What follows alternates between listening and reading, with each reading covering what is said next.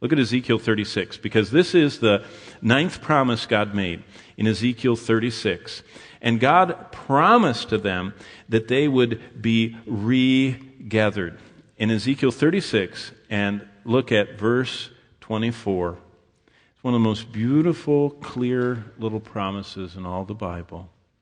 God said in Ezekiel 36:24, I will take you from among the nations and gather you out of all countries and bring you back into, now listen, your own land. Now, Jews have been hanging around Jerusalem and Israel since the time of Christ. The Romans tried to drive them out. The Romans killed them, butchered them, enslaved them, and they have tenaciously held on. Little clumps of them. I mean, the Arabs mercilessly treated them throughout all the centuries since the Romans destroyed Jerusalem, and they have never lost their presence over there. But it's never been their own land. It's always been enemy territory. They would creep in at night and try and pray at the Wailing Wall, and they would be all kinds of horrible things happening to them. Just read the history of the persecution of the Jews. But it was always somebody else's land. But look what Ezekiel 36:24 says. Something's going to change. And I, God said, will take you, not just you few that have always been there since unbroken, since the time of the Old Testament. There's always been a Jewish presence. They've never been totally gone. But it's not been their land since Nebuchadnezzar destroyed the city. They've always been under somebody else's rule. Oh, now they rebelled briefly for one king here and there during the Maccabean revolts, but it was still Roman land or Greco-Roman land or Ptolemaic land or whoever it was. It was never, they were never actual kings of their own land. Herod was under a Roman ruler, King Herod in Matthew. All of those men were always subjects of someone else ruling in their place. But look what God says in Ezekiel 36:24. I will take you from all the nations. I will gather you out of all countries and bring you to your own land. The topic this evening is God promised to regather His chosen people of destiny back to the promised land and give it to them. Now this is where a few people need to readjust their theology, because there are people that think that Israel is talking about the church. What land is the church's? I mean, if this is to be interpreted as some people do, that this is a promise to the church, what land is it exactly that we're talking about, that God's going to gather all of us to, and bring us from every corner of the world to a land? Of course, in the Middle Ages, it was Rome. They took those promises for themselves. But this isn't talking about the church. This is talking about the literal descendants, the Jews. And God says, you're going to know it's the end of days, not when they're persecuted. They're always going to be persecuted. Not when they're miraculously kept from annihilation. They're always going to be miraculously kept from annihilation. And not when they're wandering Jews. And not when they're... when you're going to start sitting up and saying, whoa, we're getting near the end here. When they get, verse 24, their own land. Now, when did that happen? Happened the same year we got the transistor. Happened the same year we got the World Council of Churches and the National Council of Churches and the United Nations. And we got Israel. All those events in 1948. Amazing. It was a major shift in the world. I mean, look at what the transistor did. It started all of our electronic age we live in. Kids think we've always had this. I mean, I remember when typewriters had keys and and a ribbon, I remember when TVs were only this big and they only were one color. And they went to fuzzy at about 11, and just that, or it said nothing. I had a little sign on there. I mean, we've moved just at warp speed. Well, God says, you're near the end when I regather my chosen people. The Bible records God's promise to keep His chosen people distinct. We already saw that in Exodus and Leviticus, that the Jews would never merge in with all other peoples. They would stay distinct. And God brings them back into their land in the last days, as it says in Ezekiel 36:24.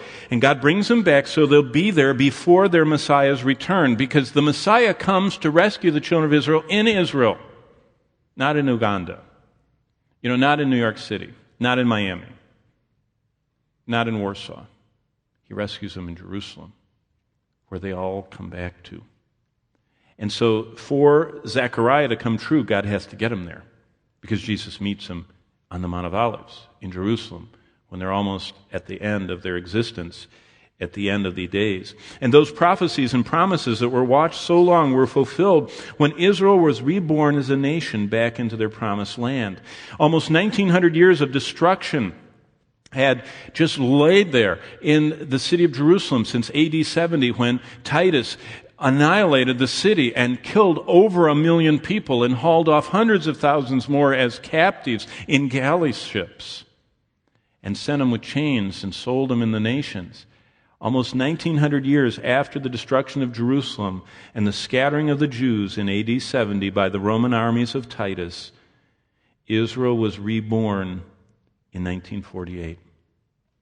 Now that is celebrated all over the world, the Muslim world. It's called Nakba, which means catastrophe.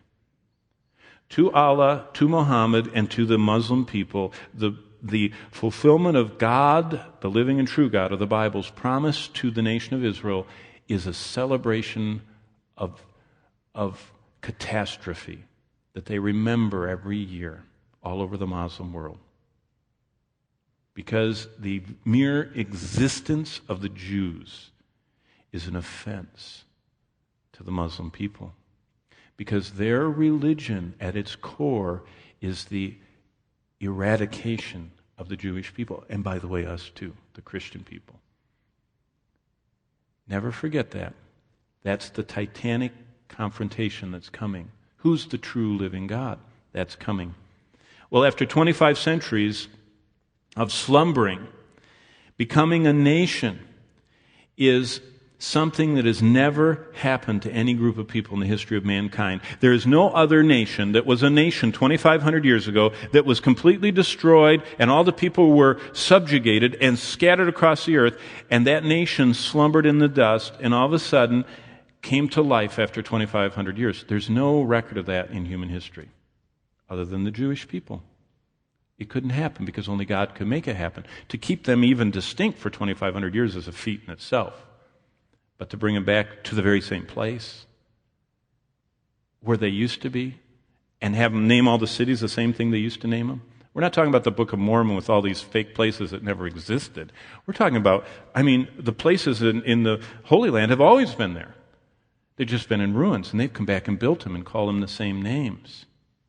What has happened over the past 100 years to Israel could never happen by chance. It's astonishing to everyone, even unbelievers, if they'll pay attention. If they'll just step back and look at what's happened. It's astonishing. God declared Israel, his nation, would survive. Dr. Henry Morris, the creationist guy, if you ever heard of him, he also wrote on Israel before he went home to be with the Lord. And this is what he wrote. It's almost impossible a nation could survive as a distinct nationality, regain its homeland, and be recognized as a viable nation once more after being completely destroyed as an organized entity by an invading army, as Israel was by the Romans in AD 70. The Jewish people were either slaughtered or scattered from one end of the world to the other. The land was occupied and ruled by aliens for over 1900 years, and Israel's survival is amazing. But even more so is the fact that its survival was predicted centuries before it went into destruction. And when Israel, including Judah, first went into captivity in 588 BC, this time period became known as the times of the Gentiles. So see, we're living in the times of the Gentiles. And we lived in it for all those years until God began bringing back, regathering. That's what I have written right there next to Ezekiel 36:24. I wrote, regathered. That's one of the most astonishing proofs of the Bible there is. And you have lived in the generation that's seen that happen, and it's amazing. The description by Jesus of the destruction of Jerusalem in AD 70 is in Luke 19. And this is what Jesus said. When he drew near and saw the city, he wept over it. Verse 42, he said, if you'd have known, even you, especially in your days, the things that would happen, but they're hidden from you. Verse 43, for the days will come when your enemies will build an embankment around you. They will surround you. They will close you in on every side. They will level your city, your children within you, to the ground, and they will not leave one stone upon another because you did not know the time of your visitation. And that's what happened. Jesus predicted that 40 years before it happened. And it happened, right down to all the stones being tipped over.